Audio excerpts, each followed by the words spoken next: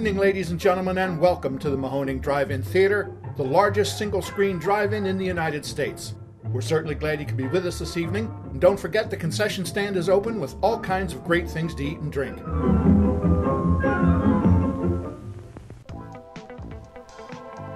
.3 Mahoning Drive-In Radio, your old friend Virgil back once again for another exciting episode of the podcast. As you guys know, the only podcast dedicated to the love and revival of our beloved drive-in culture.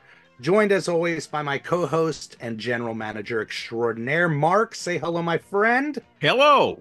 We have a great episode today as we jump back in to the beloved, clearly beloved, Owners and Operators series that we started last season.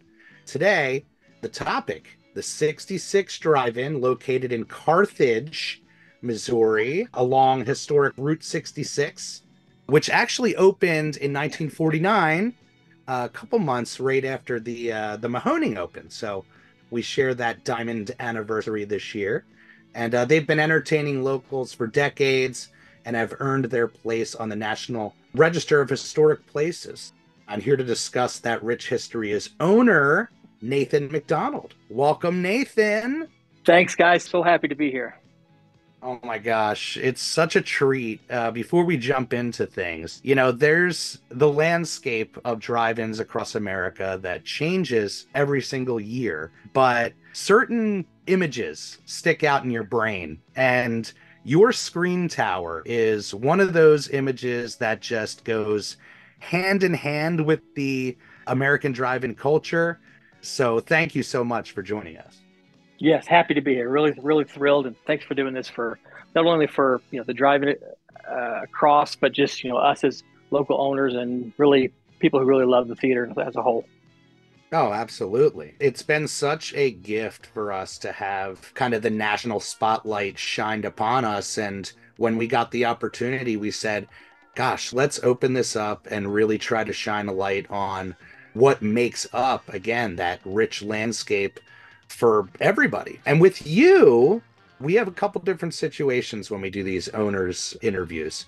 Either it's a family taking over, or it's somebody new coming in, or it's somebody old school that's been doing it for years. You're fairly new. 2017 is when you became the owner, correct? Yep, that's right. February 1 of 2017. That's when we officially signed the papers and we became the owners operators of the theater. Now, how does that happen? Because it is the ultimate dream come true for a lot of the listeners and obviously us. Okay, so it's a fantastic story. So sit down, buckle up. We're originally from a very small town, me and my wife, called Salem, Missouri, which is about 3 hours drive time from Carthage. We moved here in February, middle of February 2006, and I became a police officer. We moved here because this area was a lot bigger, and I was expanding my police officer career, and I took a job with the local sheriff's department. Police officers don't make a lot of money. That's not a big secret, kind of like teachers. So what a lot of cops do in their off time is they just work security gigs. So a lot of companies will like to hire off-duty officers because they have arrest authority and they do pretty good security. So what we did is we would negotiate and throw bids in for different security gigs across the county. One of those big security gigs was at the drive-in. So in 2007, I was still fairly new with the sheriff's office. I've been there about a year. And the drive-in security was like the big show. Like if you got the drive-in, that's like the tip of the spear when it comes to the security. You were the lucky field. It was. I mean, it was not that hard work. It was good pay. The owner at the time let you kind of come in and just you could watch the movies. It was the show, right? So somehow about June of 2017, the lieutenant at the time got sick, couldn't make it, called me up, said, "Hey, Nathan, you cover the drive-in gig." And like this light shined. I'm like, "Oh, yes, I can cover the drive-in gigs." So I went out there. Mark Goodman was the owner. Mark and Dixie Goodman, they were the owners. I don't even remember what movie was playing, but that was the first time in my entire life I've ever been to a drive-in that night. Wow. There was not one in my hometown. We had never been. We hadn't been up here very long. We had very small children. I had no money, so we didn't do nothing, right? So I went out there and I was like, oh my gosh, this place is freaking awesome. I just worked really hard for the owner. He said, hey, I want you to come back next weekend. I'm like, yeah, sign me up. 10 years later, okay? 10 years later, it's a rainy Sunday night. I'm standing down at the front gate with Mark Goodman, the owner. Now I have invested, I've been there for, it was 10 years to almost to the month. I loved that place. I mean, I took very pride in the security job I did. I kept the place clean, everything.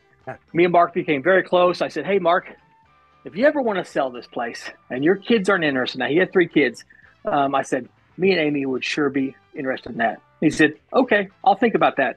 A year later, year 11, rainy Sunday night, he said, I'd like to make you offer. You want to buy the drive-in? And there we go. Off to the races. Destiny. I love stories like that. It's like, so I've been on the property the whole time. Yeah.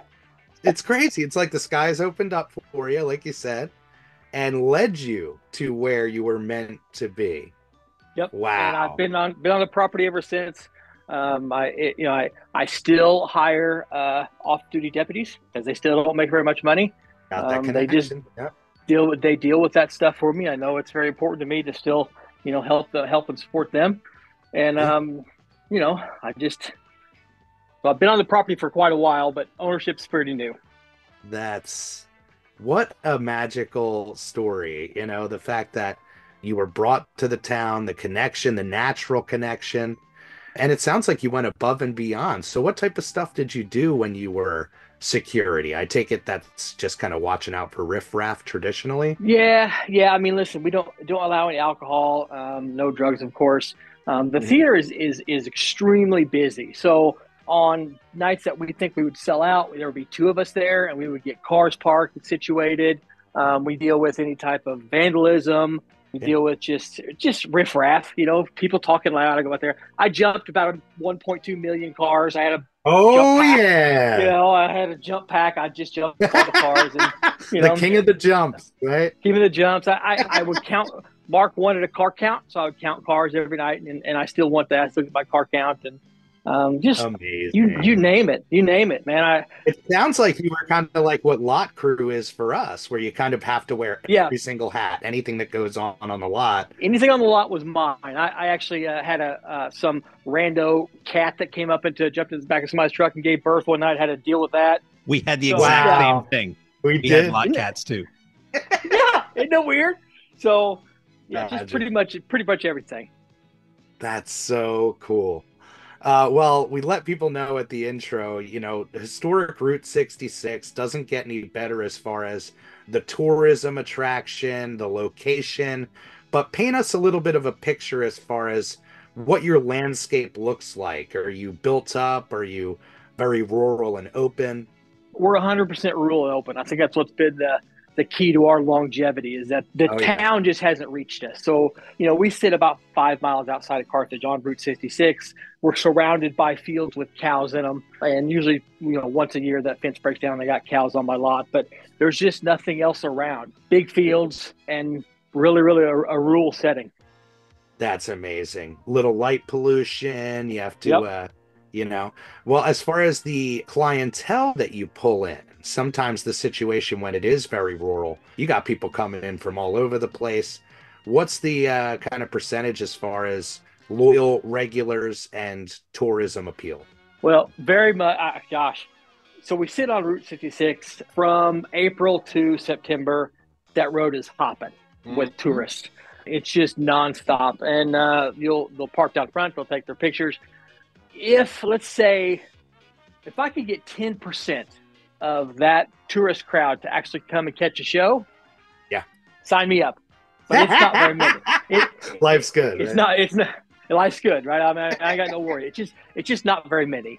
The few that actually carve out and take time to actually truly experience all that, I treat them pretty good. I give them a little postcard and maybe show them the projection room or something or whatever, but really not that many that come from overseas, even though that road is booming. I mean, it's just constant tourist. So, 95% of my clientele is all within a 75-mile range of the theater. Yeah, I love that. I mean, that's what we rely on. It's those regulars that really are the lifeblood of what we do. And looking at what you guys do, the programming's fantastic. You dip your toes into some retro stuff around the proper times of the year. You got some amazing first runs going. Normally, I ask people what their history is with drive-ins as a kid, but since you didn't have one, yeah. What was or is there that appeal for movies in general or movie houses in general? Yeah. So funny thing, I was raised in a really small town. We just had maybe 2,500 people. So if we wanted to do anything exciting, we had to travel about 30 minutes to a town called Rolla, Missouri, that actually had the only theater around with 2 screens. It was just a walk-in theater. So to do that, it's a big deal. It's Friday night, you're getting dressed up, you're going over to catch a movie. But other than that, it was just in-house stuff that we would go get a VHS or whatever from my mom and dad. But that was really about it. It was pretty minimal. Nothing really stood out. But I will say this. My father is a movie junkie, and whenever Salem back in the day had a drive-in called the Sunset, like a lot of them, and it was out on a road called 19 North. I would drive by it a lot. You could see the brick wall, the outlining wall, and he was like, that's the place to go. That was the thing. And he works for me now. He works my front gate, taking tickets, and so, yeah, it just family operation. It comes full circle. Yeah, those late night VHS rentals went a long way, Pop. yeah, they certainly did. And we love the retro content. That's our favorite. That's my favorite type of shows to play, because what I've found is that with retro content, the people that are there want to be there. They want to come, because you can watch the same thing sitting at home, so they want to be there. It's not about the movie, it's about the experience. They usually spend more money in concession stands. They're usually more upbeat. They're happy. It's just the culmination of the whole package. Yeah, we know what that's all about, being an all retro outfit. It's really a balance, and especially now with the state of Hollywood and releases and windows and this and that. Yeah, it's, as you know, a constant juggle. Do you do the booking and stuff like that, or is that your wife? No, I have a buyer, a booker that I use. Nice, very cool. Yeah, it's okay. We fight more than we get along. It's a back and forth. It did. I just get aggravated. I know that there are certain things, but Hollywood is, I just don't know how they could put out such amazing films, but be as dumb as they are. And you're single screen. Yeah, I'm a single screen, so I'm really at the mercy. They say 3-week commitment, then I either take it or I don't. Game. Yeah, I map everything out on a big board, and I look, okay, what's my year look like, and we try to plug and play, but it's hard, especially as a single screen. When Disney throws something hard at me, then I either take it and do 2 good weeks and 1 bad, or not. I know, it's so difficult. With booking first run and multiple week commitments, how free are you to swap out one of those features so that at least you have half a fresh program, or are you locked into both features for that amount of time? No, it's usually just one. I can switch out easily, but it just depends on if it's the same movie company. If not, the primary movie will jack the percentage up on me. Right. Yeah, but yeah. I can, the only one commitment is just usually the first run. Yeah. And I usually do that. If it's really bad, I might throw it to a second and then try to put something else that I think I can get fairly cheap that'll still play well, because it's still going to be a really high percentage for that first run movie. It's just ridiculous. I know. It's not a system that works in the favor of the owner, No, it does not. It does not.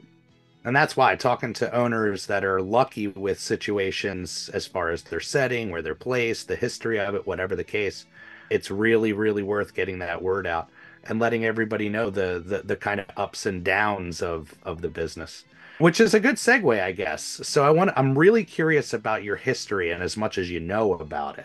So opened in 1949, which looks like it predates even television in your guys' area. So you guys survived pretty much all the battles, from television to the multiplex boom to, now streaming and all that. But I do see you guys closed for a small window. What was it, 85 to the the 90s? So what's the situation? How was business leading up to that? Was that kind of a forced thing into renovations? Whatever you might know. I'm the third owner, so that speaks very highly. The first owner closed down in 1985 just because of everything else that was happening. Mark Goodman at the time lived locally. He's a local guy. He is a car guy. So he had seen that a drive-in theater in Fort Scott, Kansas had closed and turned into a junkyard. And he thought, oh, hey, I could do that with this piece of property because it was dirt cheap. He bought all 9 acres outside Carthage, the screen at theater as it was for $30,000 in 1985. Yeah. Unreal. And he turned it into a junkyard. Exactly what he wanted to do. He was a car guy. That's kind of his thing. He was outside working on it, just going to town, and he had a whole big section that had motors piled up, and just imagine, just a junkyard. In the mid-90s, the junkyard business was not going as it was. Cars were becoming different. People were out trying to scrap parts as much. And he decided, hey, we don't have one here. Let's rebuild the theater. And he spent the next couple of years, pretty much, he's a very handicrafty guy. And he spent the next couple of years redoing the entire property, like just the screen tower you see, everything got redone, built. It opened up in 1997, and it's been running strong ever since then. Incredible. I love that. The rebirth, rising like the phoenix from the ashes of the junkyard. Of the junkyard. What's funny is that I think I'm a gravel lot, so after every show I'll drag it because cars on it. I'm pretty big about a first impression or appearance. And there's 2 car springs over on Road 9 that are down in the dirt, and as I continue to drag, I can start seeing them more and more. Eventually I'm going to have to dig them out, but every once in a while you'll find a car part that's down in the dirt somewhere. You got to dig out. Still discovering gems. Right? Still discovering. Yeah. Well, the thing that I really love, and we love, being that our theater is known for being all original, nothing has been touched down to the projection system, is that you guys, and thank goodness when it was a junkyard, were able to preserve the historic screen tower, the iconic marquee that you had, the ticket booth's original, correct? Yep, all original. It's all also original neon, so it's real neon. Yeah. Which is a pain, but it's okay. Just if it breaks, it's kind of an issue. But yeah, the old Americana stucco, that green color. Yeah, it's all as it was. Just actually, Mark, whenever the concession stand, it's not a concession stand, whenever he was a junkyard, that was his paint booth. So he painted cars. Wow. But yeah, it's the old school concession stand where you walk in. It's like a turnstile, so you walk in, actually interact with people over a counter. So yeah, it's if you didn't know it, you're back in the 50s and 60s. We love that. So it sounds like you guys aren't self-serve. You're more of a walk up and order situation. Yep. You walk up and order, and then we have it up there in a matter of minutes. Now give us a little bit of a layout of the concession stand. What do you got going in the back? You got a big prep area? Are you like us where you're insanely limited? Yeah, so we're pretty limited too. We're not in the business of making food. We're in the business of heating food up. So we don't have. I'm not interested in fryers. I'm not interested in dealing with grease. I just don't, just because of space. It's a very old building. It's been expanded on as it is. We still put a lot of cars, a lot of people in there, so I need room for bathrooms and things like that. So we have very traditional concession stand stuff, but no massive prep area. Yeah, now I'm curious, we were built in 49 as well. We always joke people must have been smaller in 49 because our original bathroom stalls are like, teeny tiny hallways when you walk into them. How do you deal with it? Do you have ample bathrooms? For us, we brought in additional potties to deal with the crowds, but I don't know what your layout's like there. No, it's terrible. I actually remember talking to Mark a couple years ago, and we were talking about something like a concession stand because it's an old property, so I'm a certified professional plumber at this point, dealing with all the issues. But he had said, hey, if I knew that it was going to be this big, he said I would have mowed that concession down and built something that was a little bigger as far as just that space. But I have 6 female toilets, 1 men toilet, and then trough urinals for the guys, and they're lined up. Jeez, on a busy night, forget it. It's built into the culture now, I think, because they are classic. Do people just walk toward the tree line into the dark? Take a little of the overage off for you? You know what? I'm fine with that. They're not flushing my well water, so go for it. Boy, we relate to all that. Yeah, it's funny because when in 49, I'm on a well, so when you got 7 toilets flushing at once, I got a soda machine running, I got all these things coming. The well's like, what's going on here, man? Calm down. But it just has a hard time just generally keeping up. It wasn't made for that capacity. So we're getting by, but it is a struggle. Yeah, same. It's one of those things. You work with what you got, and you feel blessed with what you got, and you just manage, Yep, certainly. Jumping into the layout a little bit, a playground? I think I saw that somewhere. Yeah, we got old school. We got the playground that you need to walk away with maybe some stitches or Band-Aids. I mean, it's serious stuff. It's the old school, the stuff that you really grew up on that really made a man out of it. But made an impression. Yeah, it made an impression. Merry-go-round, jungle gym, slide, all that kind of stuff. Love that. And it's the original. It takes a lot of work too. We got to paint it and stuff like that. I got to move gravel around, but still, it's really the old school playground. It's pretty fun. That's classic as can be, and something that really went away with a certain time. It became too much of a quote-unquote liability or upkeep, and people were like, forget this playground. But it's a whole appeal, I'm sure, for you guys, Yeah, of course. And it's packed.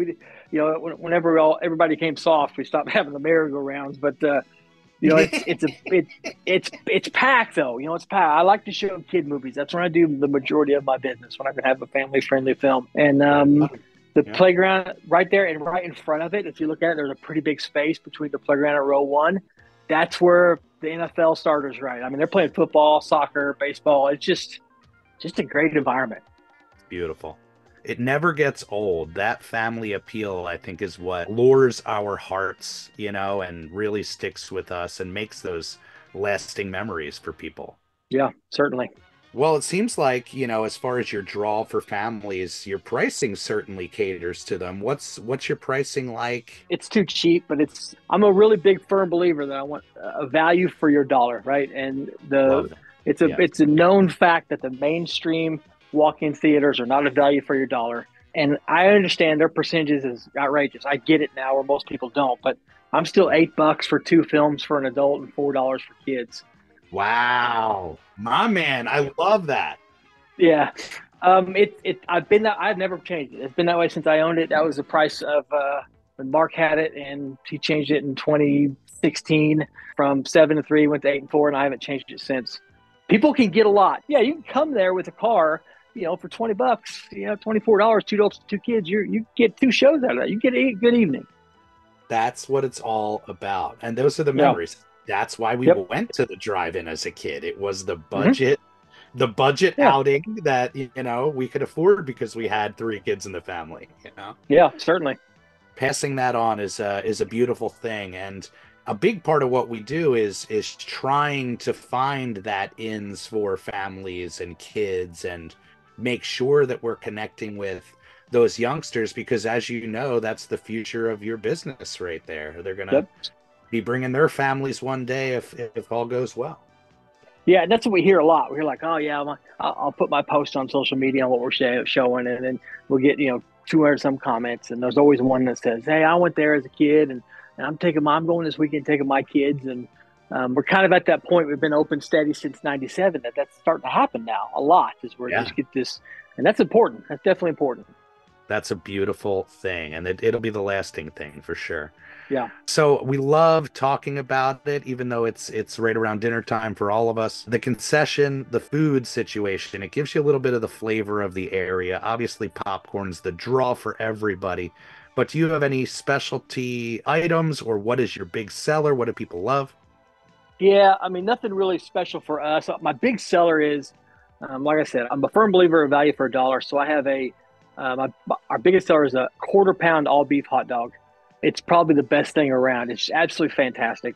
It's like a meal in its own, right? It is. It's just a beast. And you take that and take some really good chili and nacho cheese over top of it. I mean, you're slapping your mama with that thing. It's just amazing, Americana, baby. Yeah, that's right. And then other than that, we do a pulled pork. We have a pulled pork sandwich that we get that we really like, but just in the normal candy and stuff, just pretty standard. We do a pickle, a really big fat jumbo pickle. That's the classic kind of. Yeah, so the original owner Mark said you can't have a movie theater or drive a movie theater without having a pickle, and we just carried it on. So I put them in these little wax chili dilly bags that I spent too much money on, but it's kind of cool. So there you go. Love it. Yeah. keeping the nostalgia alive. Yeah. And that's a big part of it, you know. We lean into it in a big bad way with our classic trailer reel and snipes. I know you're an all digital outfit, but do you have any classic kind of pre-show stuff that you sneak in there, intermissions? No, I have all the old intermissions that I play every time. I play the national anthem before I start. I have the old "Welcome to the Drive-In," the hot dog, jumping hot dog. I have those things, but nothing specifically tailored to us. It's important to keep that stuff alive. It really is, especially Yeah, in such a historic location that you're in. It's almost what you're looking for is, where's yeah, the dancing hot dog? yeah, certainly. One year, I was early into my ownership. I did that on-screen advertising beforehand, and it just didn't jive with me. I just didn't like it, so I stopped doing it. Yeah. They had some neat stuff, but I don't show a lot of trailers. I might show one or two if I think I'm going to show it. Other than that, but I'm an old guy. I want to get show going so I can get home and get in bed. The late nights, you know? Especially with the length of movies these days being, Oh 2 my hours gosh. minimum for a comedy. You showing two, that makes a lot of sense. Yep. Yeah, this fall we showed some Halloween content, and I remember looking at the runtime and like, yeah, 100 minutes, woo! And gosh, I'm not. I'm the Praise same God. way. Like out I'm of the not going to gate, do it myself. if a movie's 90 minutes, I'm like, I like this already. Yeah, I'm showing this for the rest of October. Right. Now I see you are seasonal. I take it that's because of the weather. Yeah, the weather's terrible. I ran a little bit longer this year because Disney gave us the option to show Nightmare Before Christmas, so I kind of hung out for October. But in this Love part it. of the country, gosh, and I have data going back years to show this, once school starts and once Friday night football starts, people just kind of like, hey, listen, it costs money to send kids back to school, and your focus gets different because you're kind of back in that school mode. And no matter what we're showing, our business just really starts to drop off. Yeah. So, and I need a break.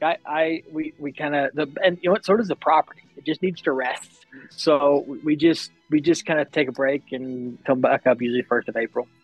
Jeff puts it great. Even though the seasonal outfit is hard because most businesses are able to function all year round, it allows your audiences and your regulars to truly miss it and appreciate it every single year and look forward to it every single year. So there's always that added benefit to that built-in break, you know? Yeah, certainly. And we get a lot of comments. My first post of the year is like, hey, this is what we're showing. Everybody's like, it's back. That's a true sign of spring, you know? And Right. so you're right. They kind of get the chance to like, oh, yeah, I do love that place. Let's go. And we're off to the races. And that's that sweet spot, you know, that Memorial Day, Labor Day run. I'm curious as well, some of the retro programming that you do, the first run stuff that you do being that you're located right along Route 66, do you do any specialty shows, annual car shows, things like that? Good question. I've tried everything. 2 years ago, we did a car show, and I was super, super pumped about it. I'm not much of a car guy myself, but I like to look and imagine myself driving this old Mustang down the road. Sure. But, so I had this car show. The local car club's like, hey, yeah, let's do it. And it was really, really poor turnout. So I kind of did a little checking afterwards, and all the car guys are like, yeah, it's a dust lot, so it was just going to be really, really dirty. So we decided not to bring our cars out. It's like, oh, Yep. Okay.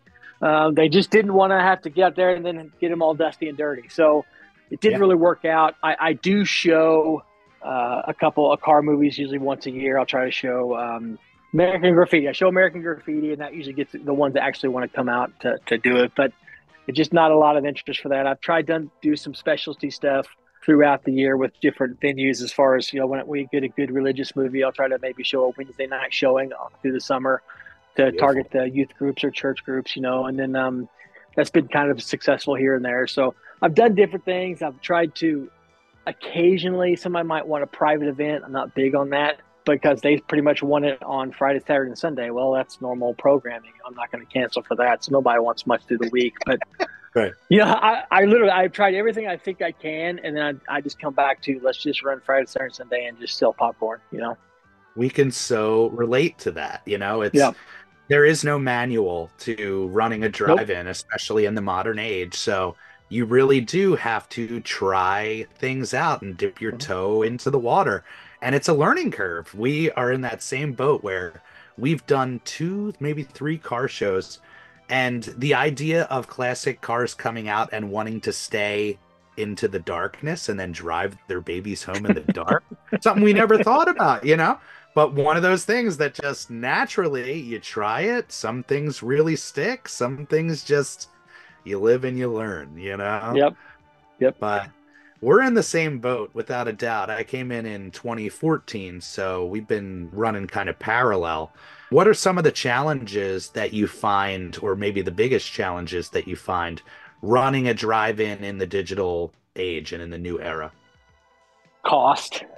Yeah. And that's all encompassing. Just all encompassing. You know, pretty much everything that you do is just gone up from before COVID to now. I would say cost and dealing with, we're one of the few businesses that are at the mercy of what other people do. So I'm at the mercy of what movies Hollywood puts out. You know, That's right. if they get mad at each other and want to go on strike, well, that hits my pocket. If they get mad at each other and want to be babies and not do something because some actor's mad about something, well, that hits my pocket. If they change release dates whenever I had it already mapped out really good for me, then boom, that just changes my whole lineup. So you got to kind of that just seems like to me over the last 3 or 4 years that really has changed how Hollywood has done things, how they're doing their costs, and then just food costs, trying to keep things still reasonable. With, you know, my hot dogs I talked about took a 17% increase last year. It's like, golly, you know, and then I didn't raise my prices. I should have, but I didn't. I just that just shortened the gap. Take the blunt. Yeah. Take the blunt. Yeah. Just so we can still, sell that for a reasonable cost and people still buy it, and they do. And the other thing is just still trying to stay relevant with the younger crowd. You know, we're competing with so many other things, and the social media kicks and all the TikToks and all that other stuff. You know, the idea of having a retro theater is not as cool to the younger kids now as it is to somebody like myself or my parents. So it's all those things kind of combined. Yeah, finding a way to stay relevant, keep the pulse going, and keep it interesting. And, like you said, Hollywood constantly reinventing itself, the digital releases and platforms, and what's actually being released into theaters and what's not. It's constant struggle and juggle. And that was the big reason, again, that we wanted to do this Owners series, is to really kind of shine a light on the ups and the downs. And how is business as far as, your run April through September? I want to share one other thing on the other topic, because I think it's important. Mm-hmm. I'm in the Midwest, and Disney doesn't have the greatest reputation here, if that makes sense. And so whenever Disney has historically been a front runner for me. I mean, those movies just done really, really well. And now when I post a Disney movie, I get the harsh comments, thanks for showing this type of movie. Yeah, I do. And it's really upsetting. But I mean, there's people that take a really hard stance that this is, Disney is this, they're that. I'm not going to go support them. And we've seen a drop in our Disney shows. What a great point out. Something, again, I would never think about, but depending on where you are, the culture, temperature, all that stuff, it really does affect your choices.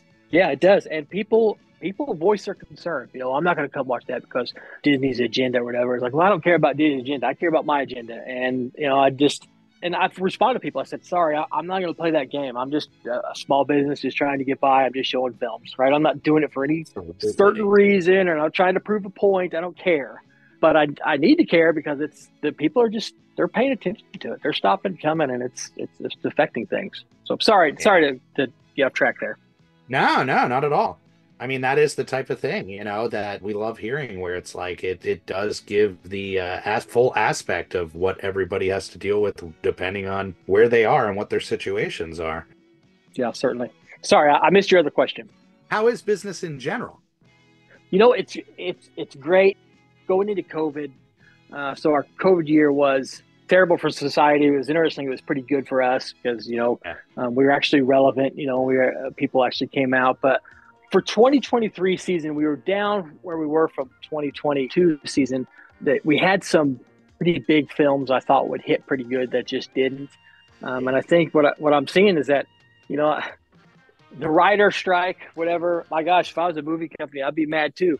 we can't come up with any original content. Every movie is like so-and-so 9, Fast 10. It's a extension of something else instead of having something new or different. Or if I looked at next year's content, Kung Fu Panda 4, Mission Impossible 27, whatever.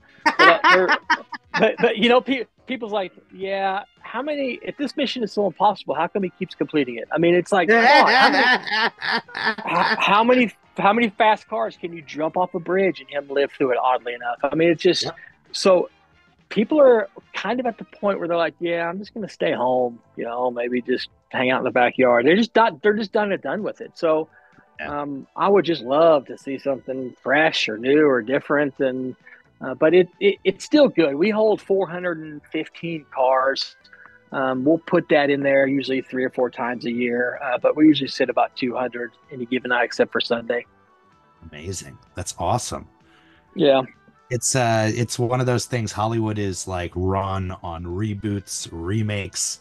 They are reliant on the nostalgia, which we always talk about, because they want the parents to be able to bring their kids and all this. It's just like, it's a never ending cycle, but we've seen it over and over again, just like the waves that we go through with media in general. It'll come back around, the cream always rises. So it'll come back around. The audience will decide. Yep, certainly. Well, I do want to turn it over to Mark with any questions that he has. Mark, anything for our man Nathan? A couple of questions. Some are specific to your theater and some are just, general questions for anybody in the business. How do you deal with headlights on the screen? We have seen, where I'm going to go. Sing along if you know the words. Modern cars make it incredibly difficult to turn headlights on, and also very difficult. In the old days, you turn the lights off or you click the emergency brake and then go one click on your ignition and your radio would come on. And we're constantly learning automotive maintenance to help people figure out how to turn their lights off. I always say, a hammer works great, or how to make their radio come on without the engine running. How do you guys deal with that there? Yeah, great question. That's at every night, especially at Mustangs. We're finding is the hardest thing, but that's one of the tasks of the security guards. We found, we've been pretty lucky. We have 20 handheld radios that we loan out if they bring their ID in. Those go like that. I mean, I almost could get more. I could almost throw my logo on them and sell them and make a fortune. Yep. Because we don't allow the headlights to be on.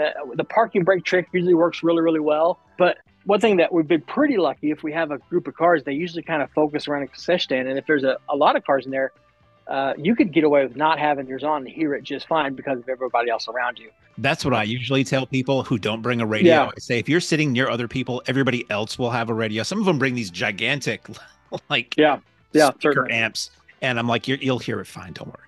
I did see I have twice, I've taken out random shirts to throw over some of my lights because they couldn't get a wall for that. There's only one there. I have seen, I'm trying to think where I've seen it. Gosh, somebody had made some sort of a flap system that goes down over the cars. I think somebody was marketing that a few years ago. They had, I think it might have been in 2020.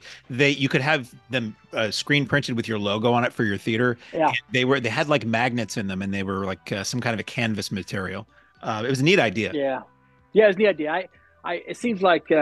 I remember a thread from the Drive-In Owners Association. They said that they're going to try to lobby the car makers. Car makers don't care about us, man. We need to just think proactively. You think they're going to be like, okay, let's go back to a keyed ignition? No, come on. I mean, I heard something about some manufacturer, Ford, or somebody was allegedly going to have what was called a drive-in mode for their new vehicles. And again, this was like around 2020 when everybody had drive-ins on the brain again. And I don't know if that ever happened. Nah, once COVID stopped, Ford's like, forget it, let's move on. Yeah, but that would be great. But all 300 of us, we're not lobbying car makers to change their model just because of us. And you know what? It's going to get worse. It's definitely going to get worse, and we're going to have to deal with it in our age before too long because they're not going to get any easier. Yeah, and we have so many people every weekend who are first timers. Which is always, I always say it's an honor when somebody chooses our drive-in to be the first drive-in they've ever been to. But there is a lot of educating of the audience that goes on and of the staff to figure out how each and every model of car you can turn the lights off. Yeah, what else is funny is that I think you guys will relate. I have been kind of disappointed in society about how these young kids have no lack of knowledge on their vehicle alone. Oh, God. Hey, my battery's dead. I said, okay, pop your hood. Like, huh? Really? You don't know how to pop your hood? Yeah, that's where we're at. Yeah. Oh gosh. And you said that you have, much like you, we have farmland very close to us. We have cows nearby. And again, tell me if you can see where I'm going with this. There are certain nights, if the wind blows in a certain direction, the aroma on our lot is not conducive to selling a lot of food. Do you ever get, like, if you smell manure, are you going to want to go buy a cheeseburger? I don't know. Do you ever get that at your place? Occasionally, yeah. I mean, we're lucky that the barn for the actual cows on our property that's close to us is way far away, and they usually hang out up there. I'll tell you what I've struggled with the last 3 years is skunks. Oh, Skunks. Yeah. Wow. Yes. So it got so bad one night. I told the security guy, I said, "Hey, I'll pay you $50 for every skunk you kill." He drove out a lot, and his pistol was going boom, boom, boom. I'm like, "Wow, there's 150 bones right there." But it's same thing. If you start smelling a skunk smell, you're not going to go buy some food. So I've tried deterrent. I've put out cages. I've done all kinds of stuff. But the last 6 months of this year, we were in pretty good shape. But the first 6 months, I don't know why. They just think, hey, it's a good place to hide out. What they do is they come and they eat I have trash barrels set out. And underneath the barrels that gets critters, bugs. And they come and they eat those bugs. So, yeah. Who would have thought? Here I am. Never know. You never know what you're getting into. Yeah. And I was, as I always do when we do one of these interviews, I use Google Maps and I do like a virtual, somebody in our Patreon today referred to it as virtual stalking, but I do a virtual drive-by of the theater to see what it looks like, as if I was there. And I don't know, I'll describe the screen tower you have is so iconic. I mean, if you see a collection of 20 or 30 pictures of classic American drive-ins, yours is always in there. If you see books about Route 66, it's always in there. And it's that gigantic sort of like slanted away from the road, sloping white structure with 66 drive-in in big red letters. What is that made of? Is that some sort of mason work or stone or wood or what? It's just corrugated steel. Yeah, steel planks. It's funny you mentioned that. It was last night. I got an email from the Missouri 66 Association on something, whatever, and I kind of clicked on it. And the opening page was a picture of a Corvette and my drive-in screen promoting something else. I'm like, oh, well, why not? If you go to eBay and put in that, you'll see books, you'll see stuff. It's like, oh, well, okay, go ahead. And I mean, I see it all over the place. And it was actually redone in 2014. I think the previous owner had gutted it and put new steel over the top of it, re-put the front, painted it off. There's a full apartment inside that screen. I was going to ask what was inside it. What a dream. I know there have been some drive-ins that have living quarters inside the screen and some that just use it for like storage for the letters and whatever. But yours is anybody, dare I say, is anyone living in it right now that you know of? No, it's 50-50. So it's 50% apartment, 50% I use it I keep my mower over there and storage and stuff like that. But no, nobody lives in it. My dad lived in it for a little while. I've really, really kicked around the idea of, Airbnb in it and then offer some sort of package as far as, think about doing that, offer some sort of package as far as if you're here on Friday, Saturday, Sunday, you get a movie ticket or whatever. I would think that would be like such an amazing, there's so much Route 66 international tourism. I think that would be a slam dunk. It's a really cool apartment. It has some of the old original drive-in bricks and glass bricks inside of it. It has a lot of old theater decor hanging up. So it's a really nice place. It's not just a shoddy, like a trailer apartment. It's pretty nice. But I go over there quite a bit and check on things. But I don't want to rent it out because I just don't want to deal with a renter. But me and my wife have talked heavily about, do we want to take that step? But, Well, Mark, we know where we're staying when we visit. Oh, boy. Yeah, certainly. Sounds like a dream. I mean, we allow overnight. We have an overnight pass program at our theater so people can sleep in their vehicle or a tent. We get a lot of travelers, and it makes it more affordable and for people to travel and come to our place for a night or a weekend. And it's just, people love it. Something about being able to wake up at a drive-in is just one of the coolest things. And it's neat. Being able to wake up, and have a running water would be even better. Yeah, certainly. Yeah, a nice shower. It's a full tile shower. God, and it's a whole setup. But we it was a couple weeks ago. We had an ice storm here in Missouri, and we lost power at our house. So, we're a family of 5. I said, load up, and we went over to the drive-in, hung out the apartment because it didn't lose power. Hung out the apartment till we got power back, and so it's just an extra space. And the last question I had on my list here was, do you have any functional speakers on the lot? No, I don't. I have 2 posts that have the speakers there just for picture purposes and just for the idea of what it is, but I have no functional speakers. Yeah, I don't think many do. I think there's a few theaters that I've heard about that still might have a row of speakers here and there. And we talked to the, I think it was the Kenda Drive-In in Arkansas, and it was one of the coolest things. They took all of their original speakers and they had them retrofitted with Bluetooth radio receivers in them, and they handed them drive-in. Isn't that amazing? So it's the speaker that they always have, but instead of being on a pole, when you drive in, they hand it to you and you hang it on your window and you can use it if you want. And then when you leave, you hand it back. And I just thought that was brilliant. That's awesome. I love the Kenda. I talked to her a lot. We kind of share experiences. We talked a lot during COVID because we had some concerts that we did. Mm-hmm. We kind of shared experiences there. But what a fantastic idea! I have 3 or 4 I have hung up in the theater or in the concession stand, just kind of looks. But that would be neat to do. Lowest fidelity possible, but there's something just so authentic about. Yeah, certainly. Can sound. You gotta love it. Yeah, certainly. How old are your kids?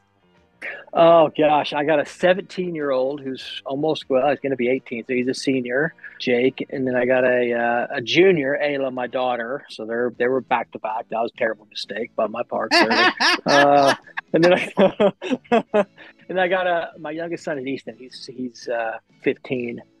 So yeah, we're a family of teenagers, so I can't keep food in the house or, I can relate to that, my friend. But you know what? They're all very active concession workers. They do a great job. They do a lot. That's exactly where I was going. Yeah, they're at the age where Jake, my oldest one, he closes for me and just kind of Ayla's stepping into that role too. So beautiful. They are very invested in its success and work real hard in the concession stand for me. So you have 3 generations of your family working there. Yeah. Yep. That's excellent. My dad moved up here. Yeah, my mom passed away 4 years ago or so, and he this is kind of a great out for him, right? To come up and kind of be engaged in something. And he's retired, and it's very helpful to me because I know he ain't gonna steal from me. I mean, he's a very substandard employee, if I'm honest about it. But I mean, he ain't gonna steal from me. But an honest one. Can't pay for that. His employee reviews, he's getting 2s, but it's okay. We're not I love that so much. I'm raising my kids at the drive-in and very much try to make it a family affair. And everybody here at the drive-in we consider family, but to have your family with you, it's something very, very special. I love that they're involved. I love that they're showing the interest in it. That's a really beautiful thing for you. And you know what? They're never going to forget it, right? No matter what happens in their life, if they move on, and me and my wife we'll be dead and gone, and the theater may or may not be in the family, whatever. When they'll be 60, like my first job, I worked at a drive-in. What's a drive-in? They're always going to remember what we've done there together. Those memories will make them who they are as we absolutely are living as we speak. I think I jumped over it. What is the landscape as far as theaters in your area? Do you have any competition, any other drive-ins, any other indoors? Yeah, so Joplin has a big indoor theater called Regal. It's the most disgusting place on the planet. It's gross. It was 2 years ago. They had somebody that went in there, watched a show, overdosed and died, and they didn't get him till the next day. They didn't see him. Yeah, so it's gross, and so nobody really goes there. If you want to go to the indoor, there's an old retro indoor on Route 66 in Webb City, the town I live in, that I usually go and support if I want to go to the indoor and see something on the off season. The Lamar, Missouri, which is about 30 minutes north, the Barco Drive-In is up there. Scott Kelly is the owner. I'm good friends with Scott. I talk to him almost every day, even in the off season. He's getting a new screen this year, so he's pretty pumped about that. So I talk to Scott a lot. The 112 down in Arkansas closed, so it closed up and change into something else. And then Aurora, Missouri, it's about an hour from me. They have the Sunset Drive-In there. It's been for sale for a couple of years. I don't talk to the owner a whole lot. I don't really know him very well, but that's Tulsa has one, but it's too far away. But and then the Boulevard Drive-In is in Kansas City. Brian Neal's the owner of that. I know Brian. I talk to him occasionally, but that's about it. Well, before I have you lay out where people can find you on the social medias and all that stuff, we know it. It's a constant challenge keeping up with the changing social media, trying to stay relevant, as we spoke about. Do the kids help at all? You got the kids running a TikTok for you or anything? Gosh, you know what? I don't. I should. I tried to. I've thought about it. My daughter's I did. I did. I thought pretty heavily about it, and I created a YouTube page once. I'm gonna put videos on there. I'm trying to unclog toilets. I got time to make a little video.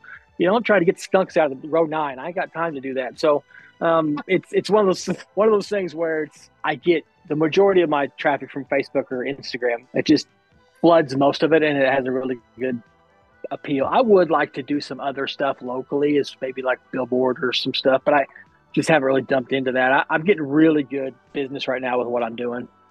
Yeah. Well, it sounds like you're doing everything right. You're really following your heart, the passion, the destined story behind it all, the family aspect. I mean, there's so much to love here, and I'm sure that the listeners will agree. And we know how important it is to shine that light. So where can people find you, whether online, website, whatever? Yeah, so very active Facebook page, not so much in the off season, but just search for 66 Drive-In. We're going to come up right there on the top. We also have an Instagram page where we put stuff. We put on our social media stuff, we usually just pretty much stick to what we're showing, and if there's any type of changes due to inclement weather, which is not very much, I usually run pretty strict rain or shine. I don't post a ton on our page just because when I do post, I want people to say, "Ooh, there's something from the drive-in," and kind of be interested. I don't want to get watered down or saturated. Sure. We do have a website, 66drivein.com, and we post kind of what we're showing there and just some other important features and the maps and things like that. But that's really the gist of most of our advertising. Do you do newspaper ads at all still? No, I haven't done newspaper in a while. Went to the wayside, I did, yeah. Well, thank you so much, not just for joining us, but for all that you do, in preserving the landscape, the beautiful history of the theater, and having it go so strong. Well, thanks so much for having me, and thanks for doing this. I know that all the other operators that are kind of in the same can kind of relate. It's good to talk with like-minded individuals like you guys, and just really appreciate that. You're the best. Keep up the great work, my friend. Drive-ins will never die, without a doubt. Without a doubt. And on that note, Jeff, take it away, my friend.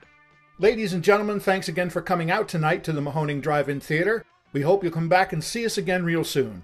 The exit is on the right-hand side of the screen at the front of the field, and most importantly, have a very safe trip home. Good night, and God bless you.